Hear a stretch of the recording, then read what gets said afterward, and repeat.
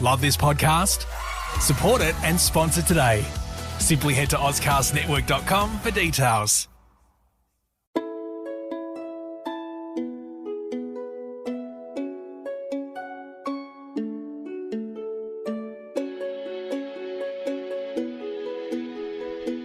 Welcome to Hong Kong Confidential. I'm Jules Hannaford and I'm your host.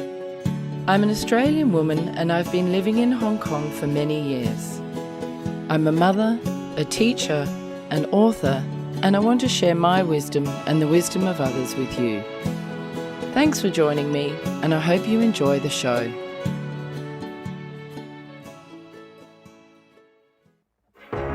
You meet someone online and there's this instant connection. It's amazing how much the two of you just seem to click. They live somewhere far away and there's some plausible reason they can't travel to meet you. They tell you they're in love with you and you feel optimistic for the first time in a long time. They have a successful career, yet somehow they need money from you to solve a short-term problem, always with the promise of paying you back. Time goes on and they need more money more urgently. You've started to see the cracks and begin to wonder whether they've been lying this whole time. All of a sudden, it hits you. You've been scammed. Fool Me Twice is the story of my mother, Jules Hannaford, a woman who was drawn into the dangerous world of sweetheart scams. After a trip overseas to meet a stranger, a dangerous altercation in a Manchester hotel room, and thousands of pounds lost for good, she's here to tell her story. Fool Me Twice, a true crime podcast, is available on Apple Podcasts, Ozcast Network, and anywhere you listen to your podcasts. Today I'm here with Brenda Alegre. Hi Brenda, thank you so much for joining me today. Hi, Jules. Thank you so much for inviting me. Thank you for having me here. It's great to have you here. Brenda, I wanted to talk about your life and in particular your work as a trans activist and the fact that you teach gender studies at Hong Kong U. But yes. If we could start with your childhood, tell me a bit about your childhood and what was that like? Of course, although I need to say mabuhay first. What's mabuhay? It's our way of actually saying maybe hello and hi there. Yeah, there's no direct translation. Is that in Tagalog? Yes. Tagalog? Yes, in Filipino. Yes. For the listeners out there, Brenda is Filipino and she was born in the Philippines. Yes. And you were born a boy, is that right? I was assigned male at birth, yes. You were assigned male. You were biologically born assigned I was male. Assigned, yes, I was assigned. Okay, but you were born a girl. Yes, I wish to believe, that's what I believed in for a long time, yes. What was it like as a child for you growing up? I grew up in the Philippines as well. I grew up in Manila, but I was born in Samar. So this is like a province in the Philippines. I was raised as Catholic. So I was christened as a Christian, specifically as a Catholic. And the Philippines is predominantly a Catholic or Christian nation. And I think we are kind of a conservative society. We're very traditional. In general, the Philippines is very tolerant to LGBTQI people. But I would use that word, tolerant. I would not say accepting. But then growing up, I remember the earliest age that I felt that I've already cross-gendered or identified as the other gender, I was about 5 years old. And what triggered that, I think, was seeing cartoon. There was this American animated program called Justice League. Well, we used to call it Super Friends in our day. So there's Superman, there's Batman, there's Aquaman. But Wonder Woman actually drew my attention. So I felt drawn to Wonder Woman and I felt that when I grow up, I wanted to be like Wonder Woman, but I also wanted to be like my mom. My mother is a very simple housewife. She's a dressmaker. She has her sewing machine and I would watch and observe her make clothes. I thought that she was a genius at doing that. And I would also watch her cook. And I love her dresses because she would make her own dresses. I grew up poor, so our family is poor. My mother would improvise our bags and our clothes. As early as I thought, I'm a girl. What was it about Wonder Woman that attracted you? I think she's brave. I've always felt that she was brave. She's very intelligent. In the cartoon series, she was like the brain of the group. Before that kind of role was relegated to Batman, unfortunately, because most of the writers of the animated series, well, as far as we could see, male identified or male assigned. And then around the same time, maybe about a year or two after, there was a live action version of Wonder Woman TV series that starred Linda Carter. I remember that. Yeah. Yes. She was great. Yes, she was. And she's this Ecuadorian American former beauty queen who took the role of Wonder Woman on TV. And that even solidified my fangirling towards her. But it's not just being a fan of Wonder Woman, it's actually wanting to be like her. Before you were 5, did you have an understanding of gender, of boys and girls? No. And did you know that you were assigned a boy at birth? I was told I was assigned a boy. And then I would hear from relatives. I would hear from playmates and some friends, because we would designate body parts with an alias or a code name. Because in the Philippines, especially back in my day, it's not so acceptable to actually use the exact vernacular term, the biological terms referring to our anatomy. Right. Okay. So you couldn't use penis and vagina and things like that. Okay. So So what did you use instead? They would actually teach us to use bird and hot dog for penis. Oh my Yeah. gosh. And then flower or vegetable. So we have this particular vegetable in the Philippines that they would refer to the vagina. Did you feel uncomfortable in your body at a very young age? Or did you just think, I'm a girl? Yeah, I just thought I was a girl. It was not about the biology. If I could go back and be stuck at a particular time in my life, I'd rather be stuck in my early part of my childhood when I was 4 and 5, because I didn't know much. I wasn't yet in school and I didn't know about the concepts of gender and sexuality. We're just learning the basics. But in those years, I just strongly felt that I am like other girls, that I'm going to grow up hopefully like my mom. So she was like a role model to me, and hopefully a little bit more qualities from Wonder Woman. The strengths, the superpowers, the intelligence, the height. It seems you got all of that. I hope so. I think so. How did you express to your parents? Did you want to wear dresses and did you want to grow your hair long and all that sort of stuff? It was kind of prohibited for male assigned kids and even adults to actually grow their hair longer. So the gender binary system is strongly enforced in the Philippines as early as we were kids. If not all, most of the schools and universities require wearing traditional uniforms, school uniforms, which is very binary designed as well. It's a male uniform or a female uniform. So there are prescribed haircuts, there are prescribed school uniforms. And also our names are in a way gendered because the Philippines has been colonized by Spain for nearly 400 years. Most of the time, our names would end in O or A. O is a masculine ending for a name and A is a feminine ending, like Mario, Maria, Right. Pedro, Pedra. Oh, got it. Yeah. So my name is kind of rare. It ended with consonant, but it would still be male sounding. Did you accept that as a child, that this is how it has to be, and then you would just express yourself in private more? I think for a long time, until probably I was like 10, 11, I wasn't feeling dissonance about that experience. I just thought that that's what you say, but I don't have to believe it. Yeah, right. It wasn't even a reframing. I think it was just me. I just thought I will wear this uniform because it's prescribed. I have no choice. I didn't feel I had a choice. Yeah, but following the rules. Yes, I just felt inside that I am like other girls.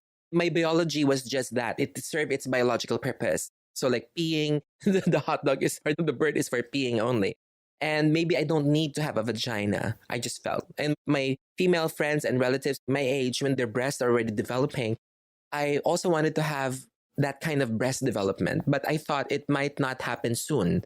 So it was not a very dissonant experience, but I felt that I'm just different from everybody else. But I also would like to share, there was one time, I think we were like 6 or 7 years old. So we were doing these role play games. Role play games is like we pick a particular animated series that we would watch on TV, and then we are going to assign ourselves certain characters. And the usual favorite choice back then would be the Justice League again. And most of my playmates around that time were boys. And they would fight over Superman, who's going to be Batman, or who's going to be Aquaman or Flash. I didn't seem to have a competition for Wonder Woman because I'd usually be the only one identifying as a girl. So I was Wonder Woman. And then one time there was another group of kids who were mostly girls around our age as well. And then they were playing a different game. It's like a playhouse, which is a thing as well. You know, bahay-bahay, that's how we call it. And so I joined them when they started to fix their playhouse. And then when they started to pee, I decided to pee with them. So I also sat down peeing. And then one of the girls asked me, why are you seated when you pee? You have a bird. You're a boy, right? And then I said, no, I'm not a boy. And the bird is just for peeing. And then the other girls didn't contest that. Yeah, kids can be very accepting, can't they? They can just understand and don't question it and just accept what you say. Yes, exactly. I think it's just the rest of society that forced us to actually follow set of rules. So that the gender binary system, that's just deeply ingrained. So when we were in school, they would make us form in lines. When we go to the toilet, the girls' lines go to the girls' toilet, and the boys fall in line to go to the boys' toilet. And then they would train us how to pee as boys. That was when I started compartmentalize the information. So I thought that maybe one day I would have to get out of this kind of system, but I didn't have the word for it. Right, but you just sort of knew it wasn't right, but you kind of went along with it. You weren't too stressed about it. Yes. Oh, that's really cool. That's good, isn't it? That it didn't cause you too much trauma as a younger child. Yes. How old were you when you started to transition to the person that you are today? I think transitioning is a very broad concept because it's not really about just identifying that you're transitioning. But from that moment that I felt I'm just different, I think a part of me has started to transition. When I was 9, I think that may have been one of the earliest stages of that quote unquote transitioning because it was an accidental situation too. Because in our class, I was the class president and our teacher went on maternity leave. And because of that, we didn't have like a substitute teacher. And our class started to get rowdy. And then they started playing games. And I couldn't control the pandemonium. And so I just joined in, as they say, if you can't beat them, join them, even if I was the class president. And we were playing games that girls usually would play. We call it Chinese garter, where we exhibit some acrobatic or gymnastic skills to get to the other side of a garter, a stretchable fabric. And then so the teacher from the other classroom was already angry. And then she confronted me because I was the class president and she was saying, you know what, you don't deserve your name, your male name, because you're not acting like a boy. You're not acting like a real man. You're supposed to be a man. So I would rather give you a girl's name. You should be called Brenda from that comic strip that we see in broadsheets, Brenda Star. Oh my gosh, so that's when you got your name. Yes. And the thing is, before that, I experimented on spelling my name with an A at the end so that it becomes feminine. But I thought that it didn't fit me. It sounded old. But when I heard Brenda, and I was familiar with the Brenda Star comic strip, it was kind of popular back in the day. And there was a movie version of that starred Brooke Shields. And back in the 80s, Brooke Shields was always in the beauty parlors in the Philippines. So they have like posters of who are the handsomest men, like models for haircut for men. And for the women, it's usually Brooke Shields and Demi Moore and Phoebe Cates, who's half Filipina. And I gravitated towards all three women, but Brooke Shields in particular because she starred in that film, Brenda Star, which was a comic strip I was reading too. And when I heard that, I just felt grateful to that angry teacher because... That's so funny, isn't it? That's ironic. Yes. Yeah, he did you a favor. Yes, she was angry, but I was happy. Like, this is the name for me, Brenda. I like that name. Great. Did you start using it a little bit here and there, or you just kept it in the back of your head until you were older? I was only using it with my friends and with my playmates because we were not allowed. I actually remember when we were in grade school, we were required to actually cover our notebooks with different colored paper so that each color represents the subject that we're studying. But one of those subjects was religion. And it's a mandatory subject that we have to study. And I used my preferred name, Brenda, intentionally for that subject because I thought I could get away with it. When the teacher saw that, because she did the math quickly, because I was the only one with the last name of Alegre in that class. So she knew it was me. And then she got mad. That was the first time I felt that I cannot actually use this name legally or officially. Oh, right. So I had to use it informally or unofficially. Okay, right. Yeah. So you got the message loud and clear. Did religion play a part in the fact that you were sort of informally transitioning and not formally? It played a strong part, not just in our gendered lives in the Philippines, but it has definitely dictated the way we think. Like the tendency of many of my fellow Filipinos to hope for miracles in times of difficulties that's been deeply ingrained in our system, which is so unfortunate. Like thinking that the solution to every problem would be done through prayers, would be through prayers. And I was somehow trained like that as well. And I felt now looking back, and I actually kind of did a paper based on this, that religion, specifically the Catholic faith, had a pathologizing effect on our personhood. Because hearing from as early as I was like 9, 10, through other, if not religious people who are invoking religion, that it is wrong to be an LGBT person. And back in my day, we would only hear two words. That's bakla and tomboy. So bakla is loosely translated as gay man, and tomboy is loosely translated as lesbian or gay woman. And we didn't hear the word transgender then. It wasn't used. And then we would hear transsexual rarely. And transsexual would mean back in the day that these are bakla who had their surgeries done and they are working only as performers because they cannot work as professionals. So these are the limited ideas that were ingrained in our system. And the religion, particularly being a Catholic, we would hear in mass scheduled Catholic masses. And there is a section there that the priest would preach and they call it homily. And there have been several homilies back in my childhood where I would hear that it's wrong to live like the other gender and it's wrong to love a person of the same sex or the same gender. These are the repetitive themes. Yet, I'm kind of confused because I would still see a lot of bakla and tomboys as adults. I would see them around. I would see some stereotypes of them in the beauty parlors. And then this is what was explained to me later on, that most of the baklas work in the beauty parlors. And then most of the tomboys would just bind their breasts so that they would look more masculine. But eventually they would say that they're fun, they are good companions, they make great friends, but they're unfortunate. If you develop like them, you're going to live unfortunately or with misfortune because they could not find the right jobs. They will be discriminated. They will be hated. These are the repetitive themes that's been given to me. How did that impact you as somebody who, as you were growing older, realized you were assigned the wrong gender at birth? Yeah.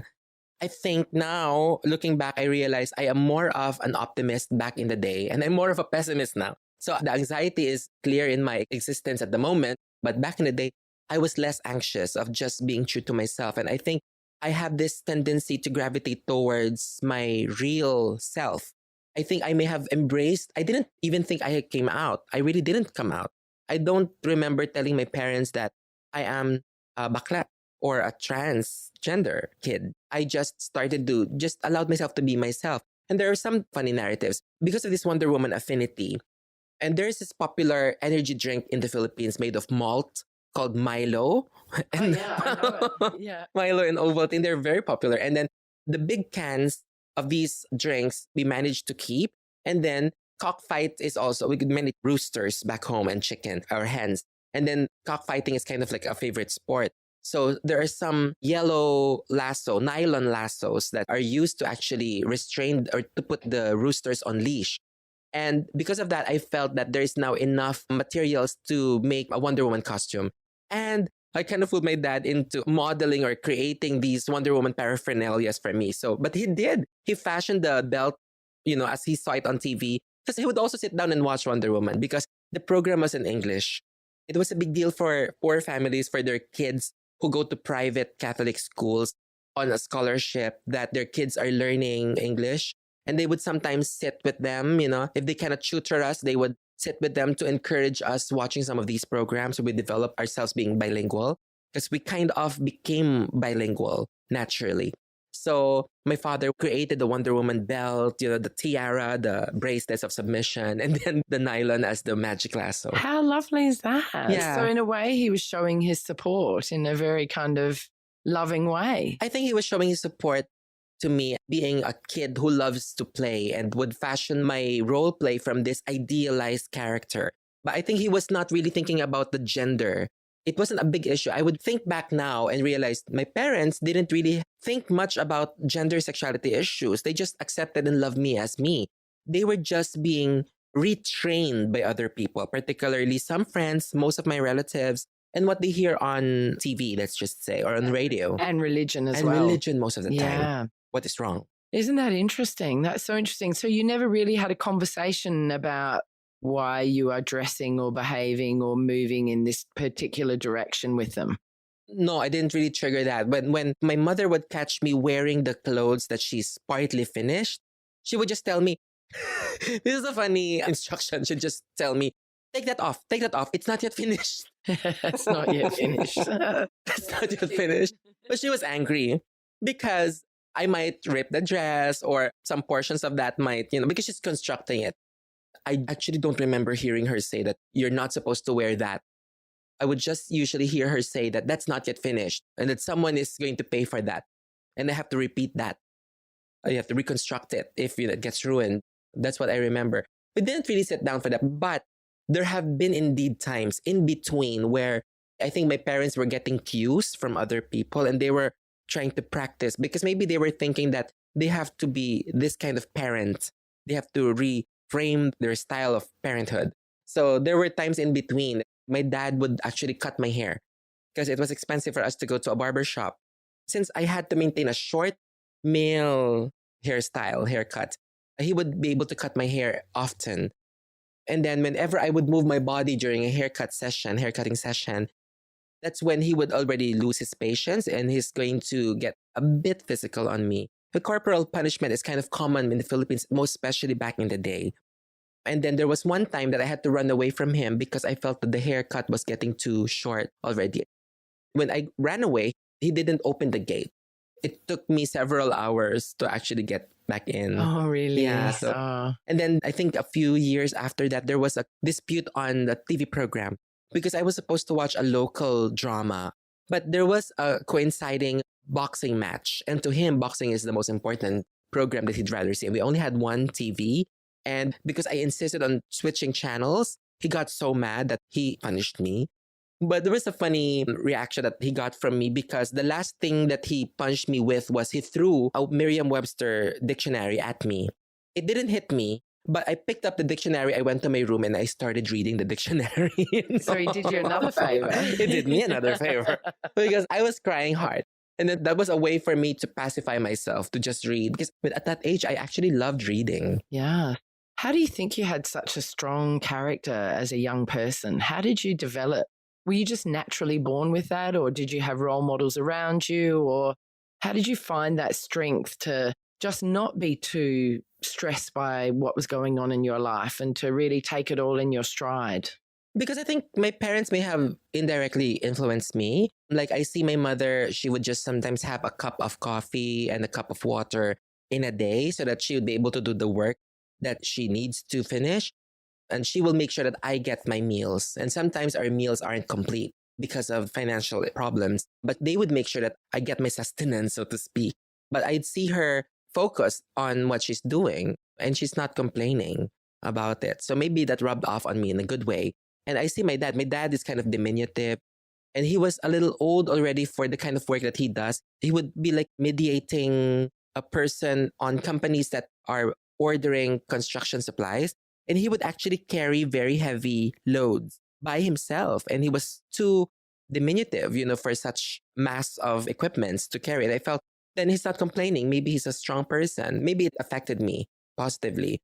And then I think also the kind of personalities I would see on TV. Wonder Woman may be an influence.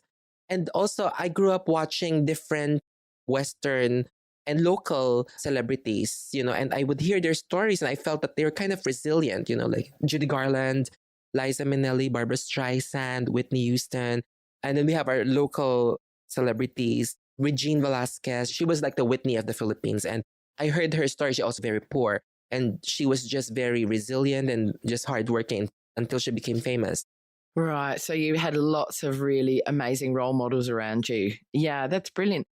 Then you went to university and got degrees after school? Yes. Was that in the Philippines? In the Philippines. So I went to the same school, actually.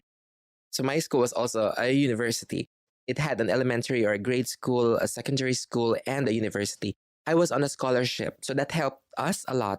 My parents would still, of course, provide for me because the scholarship wasn't really enough. It's just like we don't pay the tuition, but everything else we have to spend for.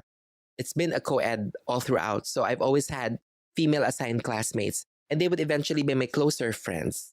Yeah, so I chose psychology as a pre-med course. We have that design in the Philippines where we have to take a pre-med course, 4 or 5 year degree before we get to go to med school, as I wanted to be a doctor. Initially, I wanted to study biology, but our guidance counselor advised that it will be better to take psychology instead, so that if you don't end up being a doctor, you can actually have other occupational choices. So I chose psychology, and I realized that if I'd study psychology, I'd study human behavior. If I get that opportunity, I could read more about myself because I know I am different. I am not a man. I am not what others are labeling me as. And so when I got to university and I got the techniques on how to study human behavior, I started researching about sexuality and gender.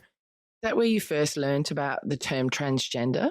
Yes, I've heard the word transsexual in movie. I would not forget that TV movie. I think I saw that in 1993. I was about to go to university. My age was revealed. Whoopsie, but that's right. You're younger than me, so don't worry. Edit that out. I'm just kidding. I'm just kidding. Because there was the Gulf War in the early 90s. Because of that, the programming in the Philippines and media programming has somehow shifted to accommodate people who would want to stay late at night to watch TV programs. In one of the networks, they were actually showing TV movies, usually from the States or from Australia or the UK. And the most special of all of these was the story of Renee Richards. Oh, yes, I remember her. Yes. In this story, she was portrayed by Vanessa Redgrave. And I saw Vanessa Redgrave prior in the movie Julia and in Camelot. That's why I've always been fascinated by Vanessa because she was very tall. She's like 5'11" and she's got strong jaw. And I thought I'd like to look like her when I grow up. I was glued to that TV movie. It was about the transition of the ophthalmologist, Dr. Richard Raskin, to become a woman as Renee Richards. Richard Raskin was an ophthalmologist and was a tennis player. And then later on discovered through cross-dressing on certain occasions that maybe he is of another gender. And later on, she realized she is indeed of the other gender. And then she transitioned. And when she was being interviewed in one of her tennis matches by an American journalist, she was rude to the journalist. But the journalist felt that there was something different about her. So she did a research and found out that she's not actually assigned female at birth. She was assigned male. And it outed her. And I just found out through that TV movie that years later, because she was forced to retire from professional matches, that she would eventually train other future tennis players. One of the ones that she trained was Martina Navratilova. Ah, interesting. Who would come out as a lesbian later on. Yes, and I remember Renee Richards, and she had to battle to be able to play in the women's league once she was discovered as transgender. Yes. So she was a pioneer for people who cross into the other gender for playing in the sport of their gender. Yes. So she was one of the pioneers in that area. Yes. So that's amazing. So I saw that, so I would not forget about that. And I was already hearing the word transsexual in the streets. It would be heard in beauty pageants in the Philippines. And then they would still use the pronouns he. He is transsexual because he already had sex change. That's their idea. But I felt, no, it's more than sex change. And then I've actually seen another movie. It's the Christine Jorgensen story. Oh, yeah, I've seen that too. That's amazing as well. Yeah. She was one of the first to ever have full surgery, wasn't she, back in the early 1900s? Yes, 50s actually. Oh, was it the 50s? Yes. Oh, I thought it was like the 20s or the 30s. That was Lily Elby. Ah, yes, the Danish, that's right. The Danish woman, that's right, yes. She was the first documented case of a trans woman to transition, Lily Elby, from Denmark. But then in the 1950s, there was Christine Jorgensen. And she was a soldier. And came back from the end of the war and was a woman, I remember. Yes, and her surgeon was Harry Benjamin. And Harry Benjamin would establish the Harry Benjamin Institute that would focus their efforts on transgender healthcare. Then later on, it would be renamed as WPATH, the World Professional Association for Transgender Health. Yeah, so at least through seeing those biographical films, it inspired me that maybe there are others who are like me. And then... Did that make you feel like you fitted in more in the world and that you had your place more? I felt that finally I can embrace my identity better. Maybe there's a term for it. But around that time, there was a local program in the Philippines called Taysi ng Tahanan. And she was one of our favorite TV personalities. She was actually from my province. She was also from Samar. And she's very brilliant. She's a great comedian. I would liken her to Phyllis Diller and Joan Rivers somehow. And she had an episode where she actually guested a surgeon who performed trans-related procedures. He's the late Dr. Manuel Jorge. He was very famous among trans women in the Philippines. and a famous celebrity whose name is Helen Cruz. And Helen Cruz, I would then discover around that time, according to her, she was the first case of a transitioned woman. And that's why after her came the expression Cara y Cruz. In the Philippines, it means that you are like a coin that can be flipped, like A and then side B, meaning once was male, now you're female. And so now I just realized, oh, so she wasn't really a woman all along, but she has become a woman. And that made me even drawn to this experience. I knew I'm right. I will get there. So I think I just kept reading. I realized I was kind of not really alone, but maybe there's so few of us who are interested in learning more about the biography of trans people. And all of us were stuck in the narratives of the bakla. And until I started joining beauty pageants, they would even call it Miss Gay. Miss Gay. Oh, Yes. that's so cute. Yeah. So I mean, the paradox of that title. What was that like being in a beauty pageant? I joined beauty pageants to actually surmount or to get over my self-esteem issues. I felt that I didn't meet up or I didn't match the beauty requirements in beauty pageants because the contestants who were joining were mostly transitioned trans women already who were on hormone therapy, and a few have had surgeries. Were there any cisgendered women? No, they're not allowed. Oh, so it was all just trans. Yes. Fantastic. Yes. Of course, they would use the word bakla. They would say bakla lang, bakla only. But bakla is a very inclusive, it's like an umbrella term. It included gay men leading up to trans women and everyone in between.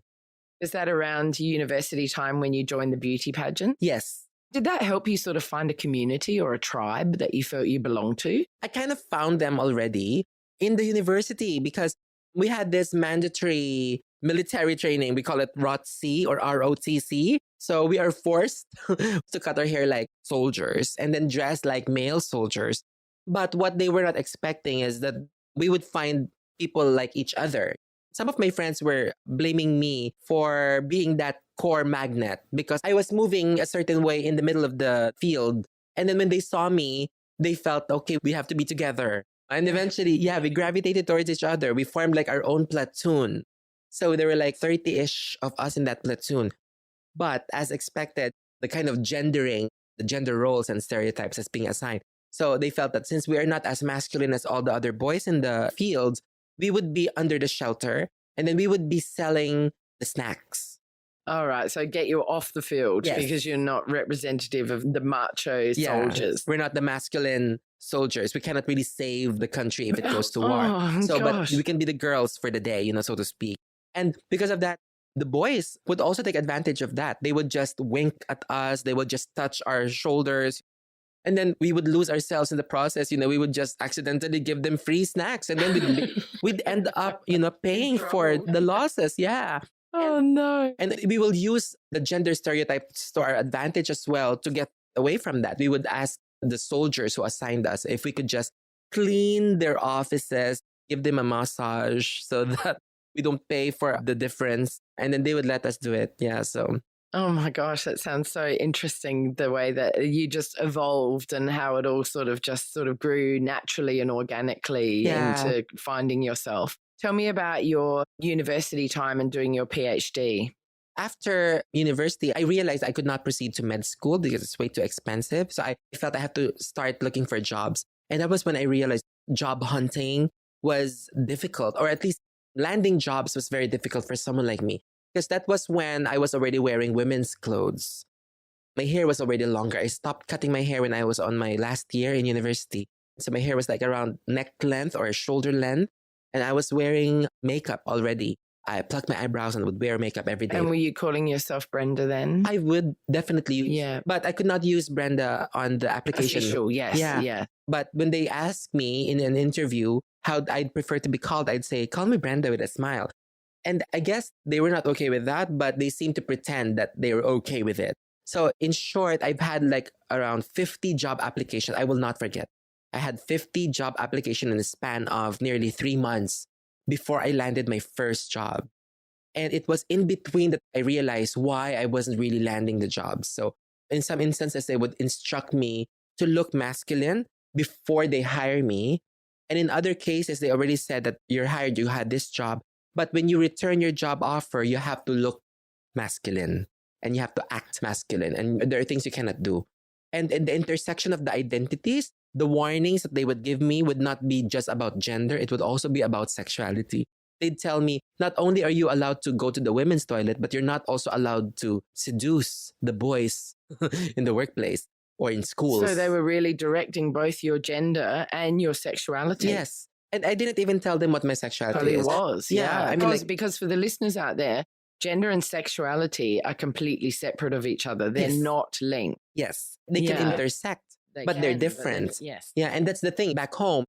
And I think everywhere else, they would assume that your gender presentation is because of your sexual orientation, but it's not. Incidentally, in my case, it is like that, that I am attracted to men, but my gender identity is just totally independent of it. I think my gender developed first before my sexuality because I was drawn towards Wonder Woman before being attracted to Superman. That's how I always say it. Yeah, that's a good way to summarize it, isn't it? Yes. And to notice which came first. And you were If you remember, when I gave my talk, that's what I used to the students. Yeah, that was really great analogy and Yes. a way to get it across about how you identified and who you admired and Yes. how it triggered in you that sense of who you really are, Yes. which is really nice. Yes. So I just realized for the first time that now it's so difficult to live as this person I chose myself to be, or how I've embraced myself as that person, because You didn't really realize initially that you would find it difficult to get jobs or not be didn't. discriminated. Were you bullied as a child?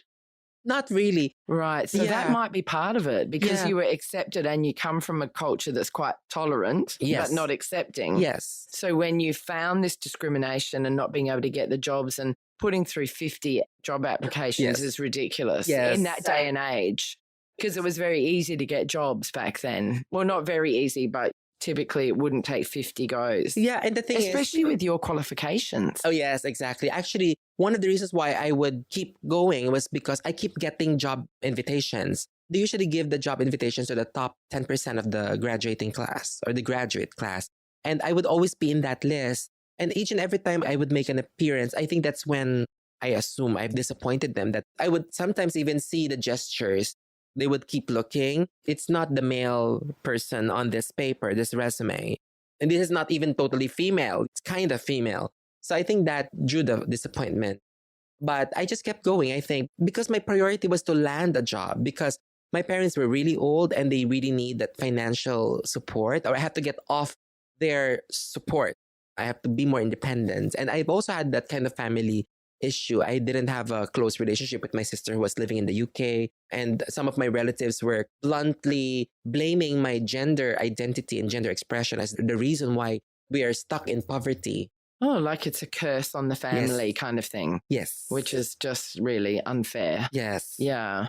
How did it feel to face that kind of discrimination for the first time in your life when you were going for these jobs? I remember one of those job applications or interviews that I embraced myself for who I am. My long hair, my feminine ways does not get in the way of the job. I mean, I've already read the job descriptions and job specifications and your job requirements or your qualifications. I've read it. That's why I'm here. I'm smart enough to know these basics. But you never said anything about, oh, if you're male assigned that your hair is long and you feel like you're feminine, then you're not supposed to do this job. I didn't read that. And even in between. Did you ever say that to anybody? I said that Did too. you? Good Yes, on you. yeah. How was that received? No, I think they felt that I was being very defensive because they have a way of doing behavior profiles and they take note. I would know because I was trained in the same area. So now, if you see this, you hear this, this is the kind of character that this person represents. Therefore, this person would not be good for this company, something to that effect. And that's why I would have like a self-esteem slump around that time because not to ego trip, but I felt, for a very smart kid like me and finished in the top 10% of our class, why would I... Of a PhD? I don't have my PhD yet right. around okay. that time. But then still, I mean, for entry-level jobs, why would I not get those jobs?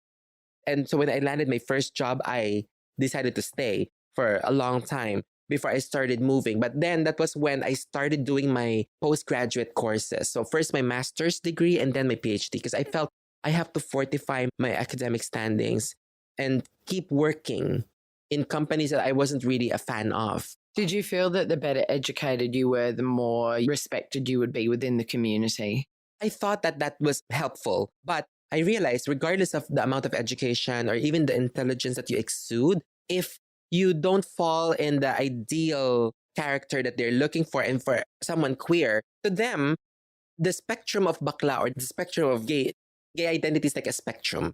And trans women, without using the label trans, is in the worst spectrum because they felt that the more feminine you are, the less capable you are because you have betrayed your masculinity. So therefore, you cannot do this job well.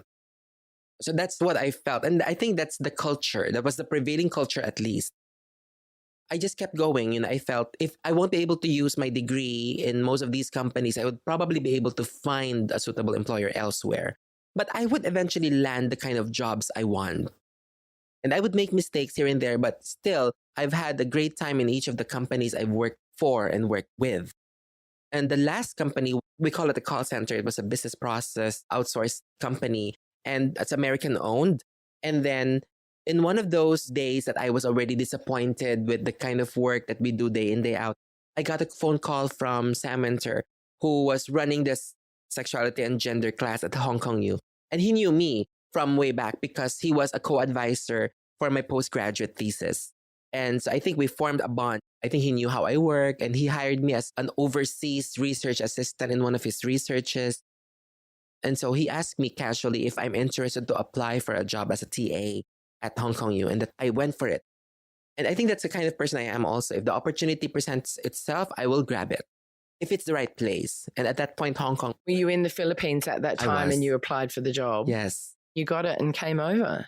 I got the news that I got the job on the day of my birthday. So I thought that, if it put two and two together, it's meant to be. So I came over, and then 8 years after, I'm still here. So I started as a TA. Now I'm running the course. I'm coordinating the course. I'm designing it now. And I've become a permanent resident. Oh, congratulations. Yes. And I've become a public face in Hong Kong talking about LGBT and trans rights. Yeah, so you really have moved into the activist space in the LGBTQI plus community. What sort of stuff have you been doing in that area? I've been doing it also back home, even before I moved here. So there have been several organizations. One of the first organizations that I actually joined was called Pro-Gay, so the inclusive identity, right? So Pro-Gay, I joined that when I was in high school. Wow. Yes, I was in my senior year in high school and I joined. And that was the first time I was actually speaking to activists. And I wasn't getting it yet. And then in university, I felt bad for one of my closest friends because she was really trans. She's trans presenting. And then she went to a club and then she was rejected because she was accused of being a cross-dresser. And cross-dressing is prohibited in that dance club. And because of that, she tried to tag along all her friends to fight that dance club. And the only one that she could tag along was me because I felt, I love to fight them. Yes, I'll join you. And we're very close also. So we did our rounds. We went to different radio stations, TV programs. We gave national interviews in papers about the issue of the prejudice and discrimination. And I think that truly awakened my sense of responsibility that I shouldn't just be embracing myself, the real me, but I also should speak about our collective experience as often as I could, if given the chance. Because it's a way to also awaken the consciousness of the Filipinos, because I was in the Philippines back then. So I brought that with me until 2004. I was doing my research on trans, because all my postgraduate research were on trans, of course. And my first one was on trans. And I just saw an article on short-lived LGBT magazine called Icon. And there was a feature on 2 trans women. And I felt that was amazing to finally see transgender, the word transgender and trans women identified personalities on that LGBT magazine. So I contacted them. And then on that evening, we became friends. And I was officially part of this organization that they established. It's called STRAP, Society of Transsexual Women of the Philippines. So STRAP is actually the first and the longest existing trans organization in Asia. Wow, Yeah. That's so interesting. You're still a part of that group now? Yes. Right. Yes, I'm one of the board of directors. Oh, okay. Yes. And do you raise awareness and work on people not getting discriminated and trying to fight for the rights of transgender people globally or in the Philippines? I started in the Philippines, so I would be invited on TV programs or radio programs or broadsheets and do a trans 101s, like an educational forum, and then do my rounds in different universities as well and companies. When I moved here in Hong Kong, I joined TGR, the Transgender Resource Center, which was established by Joan Long. And then Sam Winter, Diana Kwok, Eleanor Chung, they were among the advisors of that group. And I would meet all of them and be friends with them and learn about the Hong Kong experience and establish the intersectionalities of the LGBT lived experience. And later on, when I was becoming more visible here, I would already get invitation because our organization was nominated to sit on the World Board of ILGA. ILGA is the International LGBT Association. And then we got nominated and we won. Impressive. Yes. And then so we would sit on the board and I was one of the representatives. Because of that, that brought me to different countries to participate in the world conferences or the regional conferences. But the biggest thing I think that I have done was last year when I was nominated to actually read a statement on the situation of trans worldwide at the United Nations. Wow, congratulations. That's huge. So you really are at the forefront of trans activism globally. Good for you. That's amazing. Yes. Yeah, that's great. What would you say the key struggles of trans people around the world would be? Well, the non-acceptance. I think that's where it begins. It's like the fear of people towards the unknown. So I think like even the issues of racism is also about that. Some people who are not people of color would fear people of color and assume that people of color have certain qualities that associate with them or with us, because I'm a person of color as well. So it's the fear of the unknown. It's the lack of knowledge, I think. That's where it begins. So one way to address that is to provide the knowledge, to open up platforms of educating people. And to do that effectively, you have to adjust your approach to educating them to every level. And that's very schools, universities, in the media. Yes.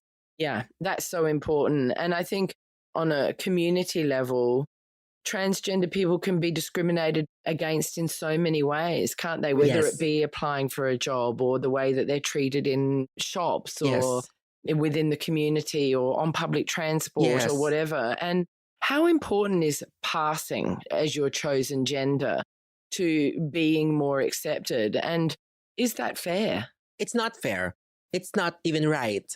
Because it's like saying there is a certain way of being a woman and a certain way of being a man. And that culture of passing is debilitating, actually. It's damaging. And it can even be deadly, actually, because there could be some LGBT people, trans in particular, who would feel that they will never be good enough. So that there have been cases in the past of trans people who committed suicide because they feel that they can never really transition or even get to that point. However, I understand now why some people chose to pass. And I'm even one of those people who early on wanted to pass. Because to pass is actually just to live peacefully in society. That's what we thought. To pass is to be acknowledged as that gender, but to pass is also to be acknowledged as beautiful. I think when we were younger, many of us who struggle with ourselves would also want to be acknowledged as beautiful. And beauty is a very constricted concept in society everywhere in the world. So in the Philippines, we suffer in terms of skin color. We are people of color, but my fellows back home may not know that, may not even accept that. So we have a lot of adverts promoting the whitening and the lightening of the skin, thinking that the lighter the skin is, the more beautiful you are. Also body types. Many, many years ago, I was very small or thin, and I didn't struggle with my body as much, maybe a little, because there were thinner people then when we were younger. But now I realize, there is a very debilitating concept. Body type is a very debilitating concept because you would read the mean comments of some people, not just back home, but even elsewhere, about someone's body type.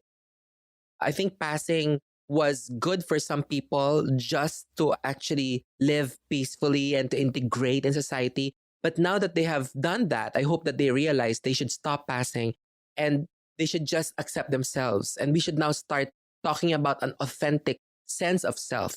And your authentic sense of self should not require you to pass. That also, there's a responsibility of others in the community to also not pass judgment. Yes. And to be accepting and embracing of all types of people races, genders, sexuality, all of that. And we age. really age as well. Yeah, we really need to start to be more open-minded and inclusive in our societies around the world. How have you found the way that you've been accepted or treated in Hong Kong?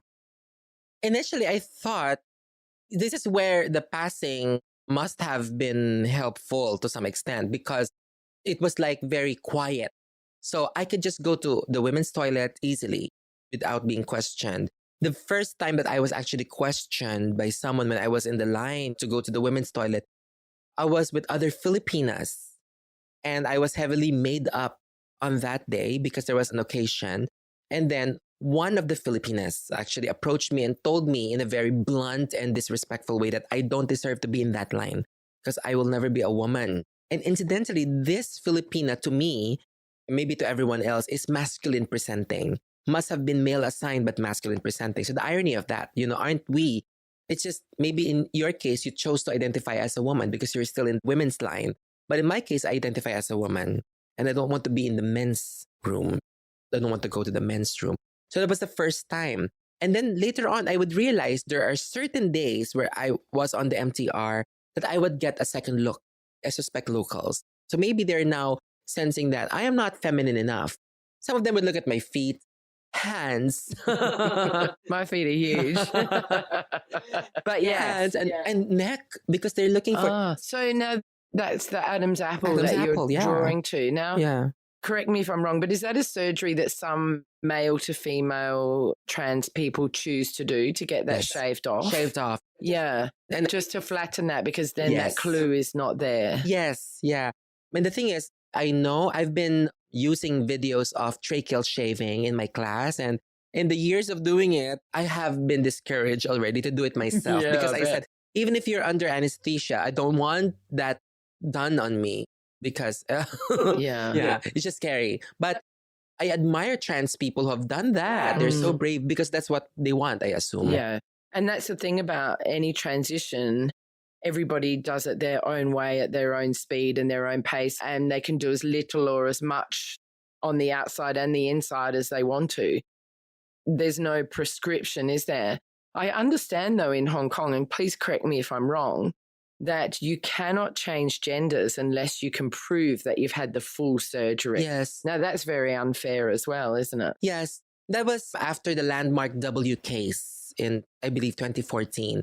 So because W is a post-op heterosexual trans woman, she was already allowed to legally marry her boyfriend as that current gender. So it means moving forward, first you have to be post-op and certified trans, which is very problematic for me because it means a doctor should prove that you are that gender. It's like this is a medicalized identity. All cis women are not proven to be women, but we have to prove that we are because we are different. That's problematic, but that is a requirement of the law. And the second requirement of the law is you have to be heterosexual. So maybe in my case, at the moment, I think it's favorable to me because I am attracted to men, but I could still not marry because I am not post-op. But if I am post-op, but let's just say I am a lesbian and I could not marry a woman this time, they will allow me to marry a woman only if I will allow them to identify me as a man because that was the birth assignment. Right. Yes, it's so complicated. Because there is no equality union laws in Hong Kong, none as well in the Philippines, no gender recognition law both here in the Philippines. There is somehow an anti-discrimination ordinance here, but I don't think it is really well implemented.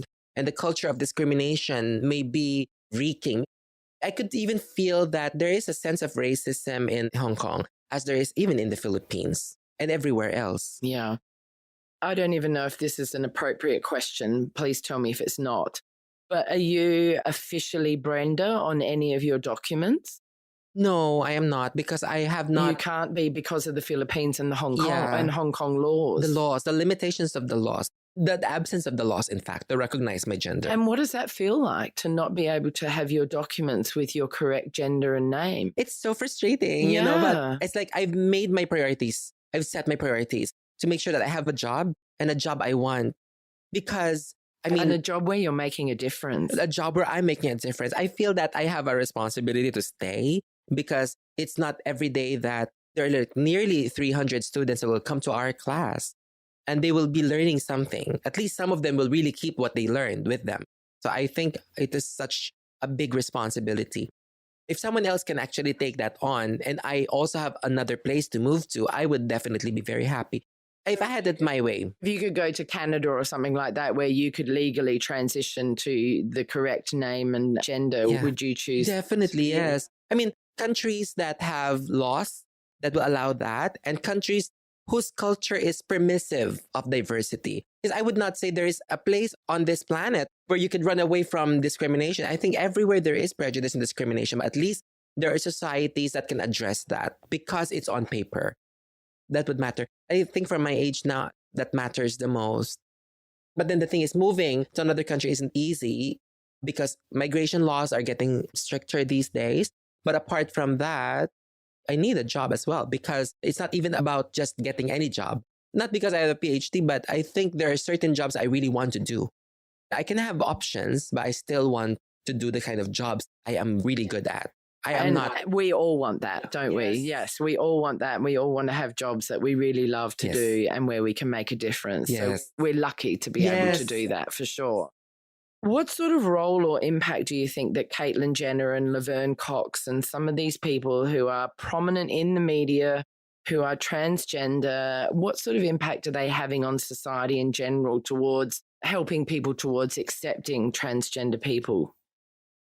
One of the first role models, well, before actually seeing the Renee Richards story, it was actually seeing RuPaul. It was life-changing. RuPaul's awesome. Yes. Yeah, I watch RuPaul all the time, Drag Race. I love it. Yeah. When RuPaul came out, I've seen RuPaul in a few features, and I didn't really get his approach to drag because I've seen drag queens in the Philippines and they were in action. And drag queens in the Philippines are really good. It's like they're really trying to mimic the divas. So I would realize later on that they are impersonators. And then RuPaul was doing his own thing. And when his song Supermodel of the World came out, that was life-changing because it's realizing that there could be someone like RuPaul, not necessarily seeing herself as a woman or himself as a woman, but of that identity who can be front and center. And so RuPaul was one. And then I discovered Renee Richards. I discovered the life of Christian Jorgensen. And I would see the movie Priscilla, Queen of the Desert. That was important too. And there were some other films in the Philippines that there was an actor in the Philippines. His name is Roderick Paulate. And in our childhood, he really figured so prominently because in most of his movies where he was the bakla, the consistent self-identification he had was, I am a woman. Deep down I am. And that felt authentic. I felt that he was the lead. You know, he was like the empowered star that would prevail till the end, but would go through lumps in the story. So these kinds of role models were essential until Caitlyn Jenner and Laverne Cox came. I accidentally bumped into a PSA or a learning material in the US where Laverne Cox was, even before Orange is the New Black, I think she was like performing drag in some clubs in the US. She wasn't yet very famous, but she was in that PSA. And I showed that to my class early on in one of our tutorial sessions. And then until Orange is the New Black came, and then RuPaul's Drag Race went on air. And then Caitlyn Jenner came out as trans. Caitlyn Jenner is very problematic, I think. Not just because she's a Republican, but because of her limited and her misinformed views on trans lives. But her mere presence is forgivable.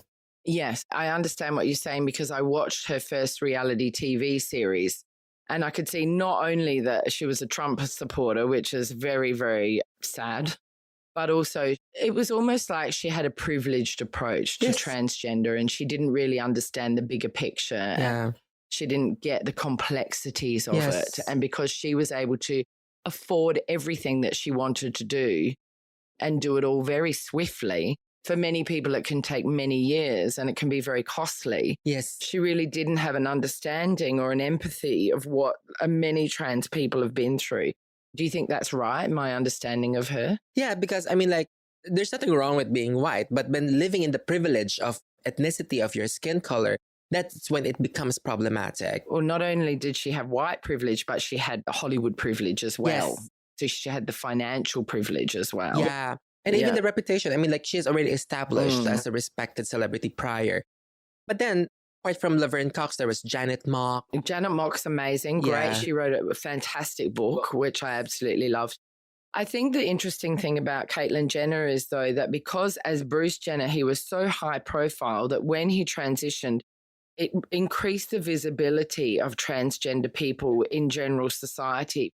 So from that point of view, that's got to be a good thing, doesn't it? Even if she is a bit misguided in her politics and her understanding of the plight of transgender people. Yeah, because I mean, like, she transitioned late and she's also surrounded by the wrong kind of people. I mean, like, her family themselves, they're problematic with their worldviews.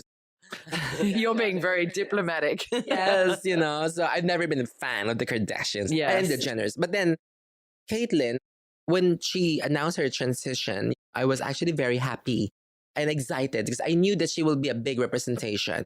But when the wrong things that she was saying was coming out, I felt then hopefully she would listen to the other trans and LGBT activists around her. But I think she's getting the message slowly. But at least aside from her, there are others already who are making waves. Yes, and Janet Mock is a great role model and doing a wonderful job for... And some RuPaul's Drag Race contestants who came out as trans after, like Sonique, Carmen Carrera.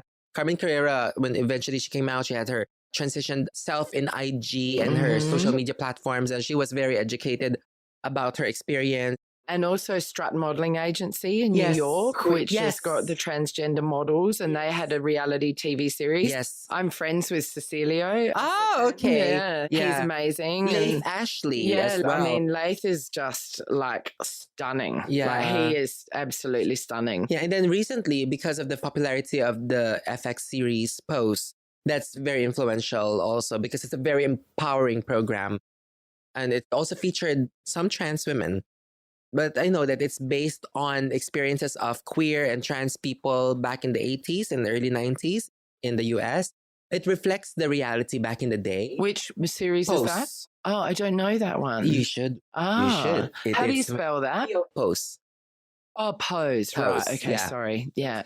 Yeah, but apart from... I don't know that one. Yeah. I mean, even just looking at Queer Eye for the Straight Guy and looking at Jonathan and the way that he is gender fluid and gets around in his high boots and teaches walking and many feminine aspects. It's really great to see that kind of role model in society where we're seeing the fluidity of gender, and you don't have to be male, female or trans in the middle. You can be along the spectrum, and that's, I think, really fantastic for all of those people who are gender fluid or non-binary and all of that as well. And not labeled, you know. I mean, like, we're just using labels temporarily just for the sake of educating people and also to avoid the confusion. Because, like, back home, I could say at least, if they're not pretending to be confused, they're maybe avoiding the learning.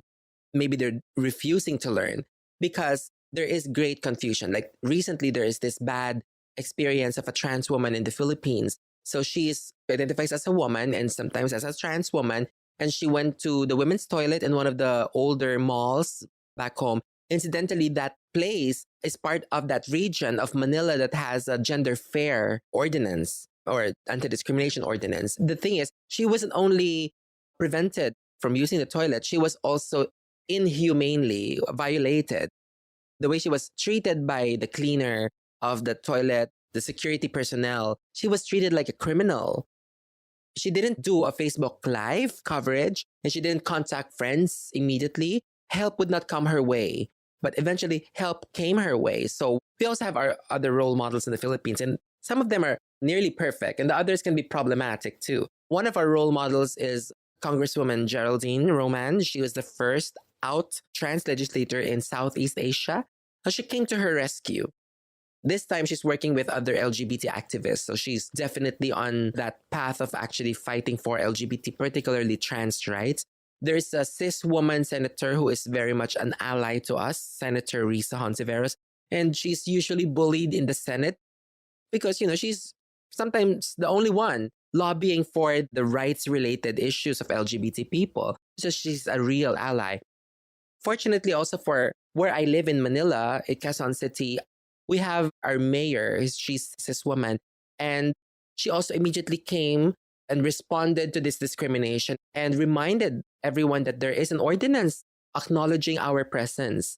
And Well, isn't that good? There's Yeah. like a shift happening. Because just like if you remember when we were here months ago at the school, we were promoting allyship. We wanted to create a culture of allyship because our battle isn't really just ours. At the end of the day, we all have gender, we have sexualities, our lives will intersect, our experiences intersect. So allyship, partnership is important. And if you fear us, if you're afraid of us because you don't know our experience, maybe people can just ask and listen and realize that now you're sitting on your cis and straight privileges because you don't go through the same amount of pain as we do. We get to this point with so much. We are embattled, we're bruised, but we are standing only because we want to keep going. And we have to do this for others like us. What are some questions that people who are curious should not ask transgender people? What they did to their bodies, like, do you have this? Do you have that? Did you change this? What's your work? Because like back home, even here, actually, I get asked, what's the work that you do? When they find out, when they are assuming what your gender is. Back home, they would assume that we were working in beauty parlors.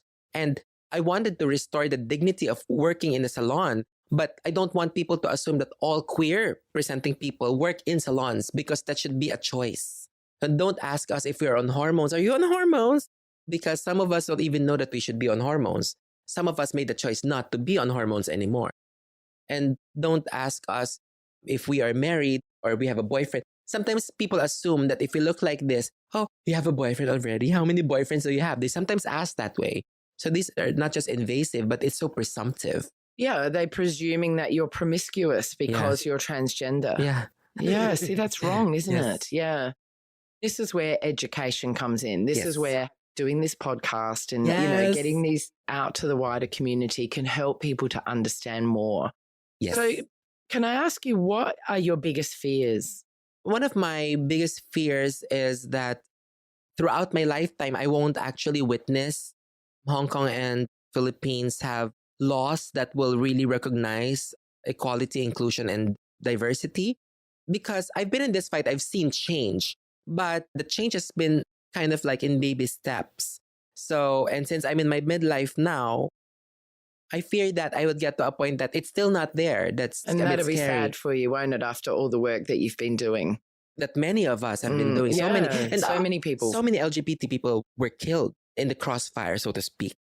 In the line of duty, so to speak. Like in the Philippines, we have Tonette Lopez, who was consciously fighting for our rights. And then there was someone who was murdered heinously, but she wasn't really even fighting for our rights, but she would become a poster child of hate crime, Jennifer Laude. So that's a fear. A second fear, and this is a personal fear, is the fear of being harmed, violated, and even murdered just because of being trans. Do you think that's a fear that many trans people have? Many. Unfortunately, particularly in the US, it's very common that trans people are murdered. US, South America, South Asia, Africa, and Southeast Asia. Oh, wow. Yeah, we've had many cases in the Philippines. And unfortunately, when we get murdered again because when we are reported in the news or in social media, we are dead named and we are misgendered. So dead naming to dead trans people is even worse than dead naming an alive trans person. And misgendering a dead trans person is worse than misgendering an alive trans person. Right, is it? I didn't know that. Because these murdered trans people cannot fight for themselves, so they have to depend on us. So we have to come into the picture. But as we come into the picture, the pain is worse for us because we're realizing whenever someone is murdered and is in the scene, in the news, and even someone who's not murdered, someone like Gretchen, the discriminated trans woman I told you about, she is gravely misgendered and dead named in all platforms of social media. And when we come into the picture trying to defend her and ourselves, we realize it's a very painful battle that only our allies, real allies, can actually help us with. And each and every time, these allies also bear the brunt of the hate. And just seeing how it's like in the social media back home, I don't know if at least half of our population would actually see us that way. They see us as perverts. They see us as men. Yeah, that's so sad. I'm so sorry that the world is so messed up for you guys. It's just wrong in so many ways. And there's so much discrimination and hate for all sorts of different people, whether it be religion, race, gender, sexuality. It's really very, very sad. And I hope that things change. What are you most proud of? that I've accepted myself early on and that I just kept going, that I wasn't discouraged. I wasn't pessimistic at the beginning. I'm a little bit more pessimistic now, but I'm more of an optimist back in the day. And I wasn't really thinking much. I was less calculating back in the day. I was just always free flowing. I was a free spirit. And I'm so proud of that, because if I wasn't like that, I don't know if my journey would be as resilient as it is. Because like now, even if I get discouraged, I get to remind myself that somewhere in my core, there is that positive version of myself, that a stronger version of myself, just resting, that I have to awaken again. And I'm proud of that. And I'm proud of the choices I made. Like, I'm proud of loving my parents and realizing that they love me unconditionally. I'm proud of pursuing my education and even pursuing higher education. I mean, like, even in Western societies, they don't see a Philippine degree as an equivalent to theirs. I'm somehow grateful that I was able to go to graduate school and use what I learned to my advantage. I'm proud of those choices. What do you hope for the future? Do you think you'll ever work in politics? I can see it. No, because I know how dirty politics can be. And dangerous. And dangerous, no. But I mean, like, I am accessible. People have sought for my presence every now and then. So I'll be there as long as it's not conflicting to another important thing I'm doing. But I'll be there. As long as I still have the energy to keep going, I'll be there. But I hope that I would also feel very comfortable in the world. I'm already comfortable in my own skin. I just want to be comfortable in the society where I live in. Let's just say at the moment, I'm not comfortable anymore in Hong Kong. Let's just say I don't want to expand on that at the moment because of the dangers. But I want to move somewhere where I can just go to another place and not worry about being harmed by someone. And if I will be harmed by someone, there is a law that can protect me. Yeah, so I'm hoping for that. And where you're recognized as who you are. Yes. Yeah, you're accepted and recognized. Yeah, but I'm also hoping for greater things to happen for all of us, that hopefully there would emerge the real heroes that we need in politics, in media, in the educational system, that there's this wave of anti-heroes that's emerged recently, the likes of Trump and others like him. We don't need them anymore. Yeah, they're taking the society backwards. Yeah. They really are. It's Yeah. such a shame. So I'm hoping the better versions, would emerge. Someone like Obama, I've always liked him, actually. Obama was fantastic. Yes. Yeah, bring back Obama. Yes. No, give Michelle Obama the job. Michelle. Yes. She's awesome. She's another Michelle I admire. Yes. Other than Michelle Visage. Oh, Michelle Visage is awesome. She's fun, yeah. Yeah. Brenda, look, thank you so much for meeting me today. It's been an absolute pleasure. And thank you for coming here and educating people about transgender people and transgender rights and how we as a society can embrace LGBTQ+, and just really to get people thinking about the importance of diversity and inclusion, because it's so important and we've got to make changes. And the changes start with us. Yes. And thank you for being an ally and a sister to us. Oh, absolutely. It's my pleasure. Yes. Now, Brenda, I have a Patreon page where my listeners can sponsor my podcast. Yes. And what I'm doing now is I'm getting all my guests to pick on 4 numbers from 1 to 50. And I'm not going to put these answers on the podcast, but they're going to be on the Patreon page.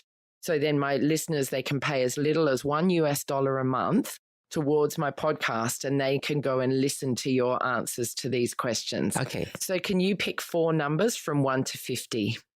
1, 15, 25, and 40. Okay, great. So you find a lottery ticket and you end up winning 10 million. What would you do? And was there a trait you recognized in yourself at a young age that you still use or has led you to your particular vocation? Since coming to Hong Kong, what have you been surprised to discover about yourself? Do you have a meditation or gratitude practice that you'd like to share with us? So for my listeners out there, if you want to hear Brenda answer these 4 questions, you need to sign up to patreon.com Hong Kong Confidential. And if you've really enjoyed this podcast and you'd like to share it with your friends and family, please do. If you know anybody who needs to be more open-minded and educated about LGBTQ issues, please suggest that they listen to this podcast. Yes. And if you could go to iTunes and rate and review us, it will help me go up the iTunes charts and it will help Brenda get her trans activist message out to the world. So please do that as well. If anybody wants to get in contact with you, how could they find you? They could look for us at the University of Hong Kong, and we come in twos now. So it's me, and I have a friend, Raja. Raja is also from the Philippines, who is also joining me in teaching Sexuality and Gender.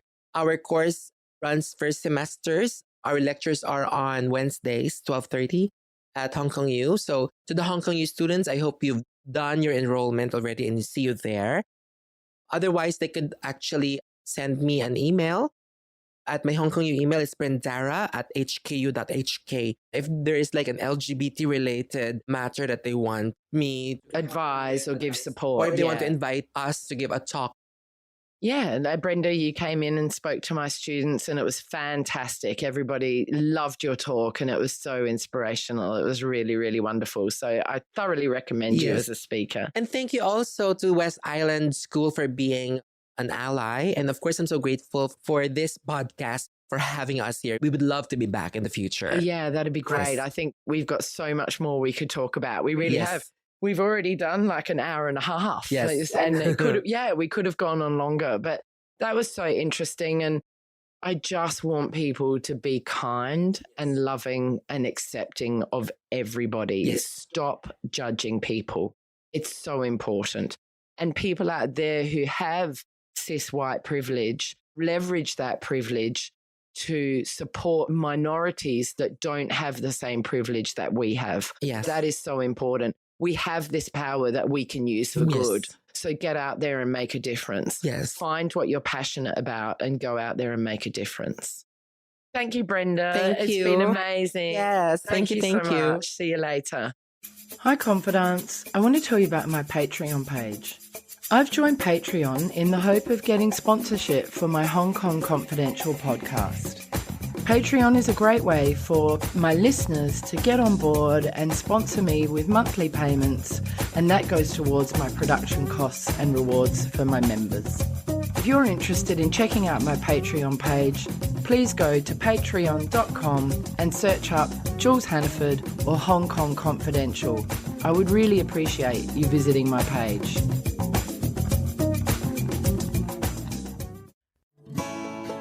So that brings us to the end of another Hong Kong Confidential podcast.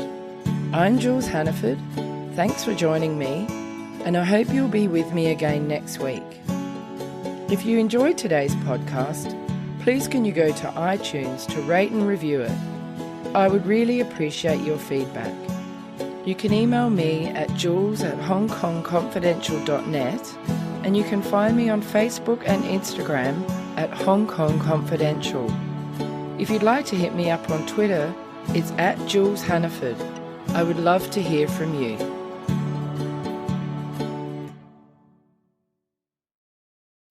Love this podcast? Support it and sponsor today. Simply head to AuscastNetwork.com for details.